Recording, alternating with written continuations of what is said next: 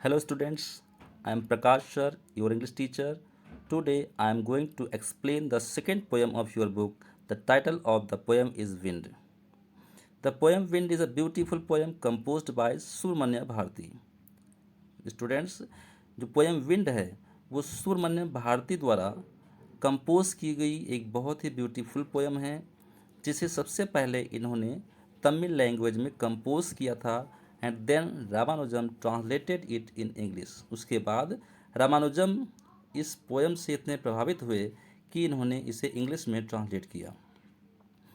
So students, first of all, we will come to know about the poet and then about the poem. तो हम जानेंगे कि सुब्रमण्यम भारती कौन थे। Subramaniam Bharti was a great Tamil poet and he was born in 1882 and died in 1921.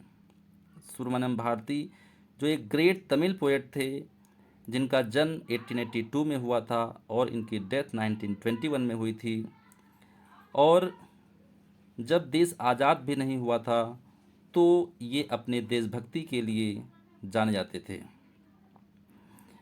और अगर हम ए K Ramanujan की बात करें तो A K Ramanujan was a Kannada and English poet and he was well known for his translation of classical and modern poetry.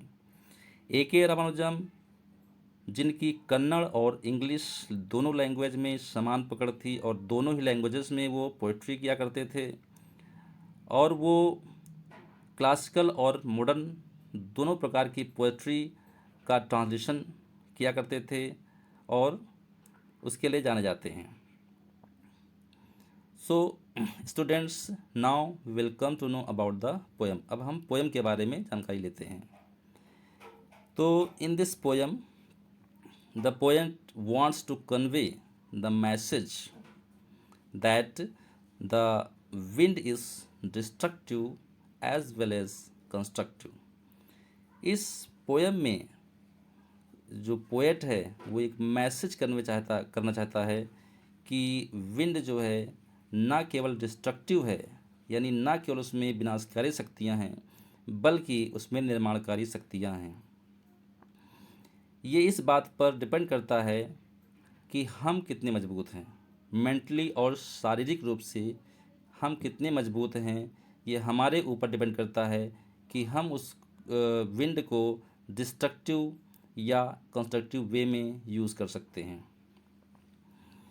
तो the poet describes here the destructive and constructive powers of the wind. तो यहाँ पर जो poet है वो wind की destructive और constructive दोनों प्रकार की शक्तियों को डिस्क्राइब कर रहा है, और वो बताना चाहता है कि जो वीक पीपल होते हैं वो डिफ़िकल्टीज़ के सामने ब्रेक हो जाते हैं, टूट जाते हैं, क्योंकि हम लोग अच्छे से जानते हैं कि जब विंड जो है तेज़ चलती है तो रास्ते में आने वाले जितनी भी कमज़ोर चीज़ें होती हैं उनको वो तोड़ देती है, उनको गिरा देती है, उनको डिस्ट्रॉय कर देती है।